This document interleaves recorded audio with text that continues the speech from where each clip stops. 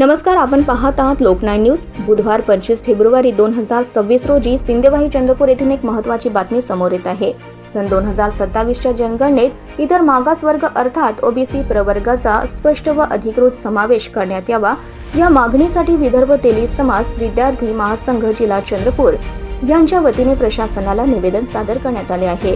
हे निवेदन जिल्हाध्यक्ष प्रतीक प्रेमकुमार हरणे यांच्या पुढाकाराने आणि विदर्भ तेली समाज महासंघाचे जिल्हाध्यक्ष संजय बेले यांच्या मार्गदर्शनाखाली देण्यात आले।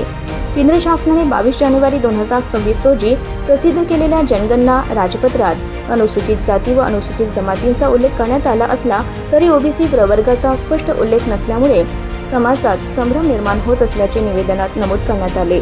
शासनाने याबाबत तातडीने स्पष्टता द्यावी व अधिकृत समावेश जाहीर करावा अशी मागणी करण्यात आली आहे। सिंदेवाही येथे पुढील कारवाईसाठी तहसीलदार विजया झाडे यांच्या मार्फत निवेदन सादर करण्यात आले असून ते जिल्हाधिकारी कार्यालयासह संबंधित उच्चस्तरीय अधिकाऱ्यांकडे पाठविण्यात आले आहे।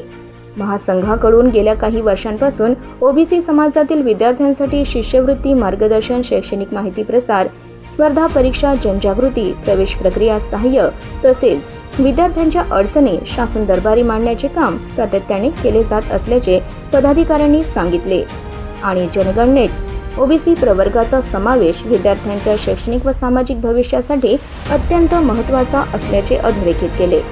यावेळी विनायक भुगुसकर, लखन कोलते, रोहित शेंडे, शुभांगी शेंडे, अलका कावडे, योगीराज कवडे, वैभव निकोरे, सागर नागोसे आदी समाज बांधव मोठ्या संख्येने उपस्थित होते। Bureau chief Roshan Khankore, Loknay news, Sindewahi, Chandrapur.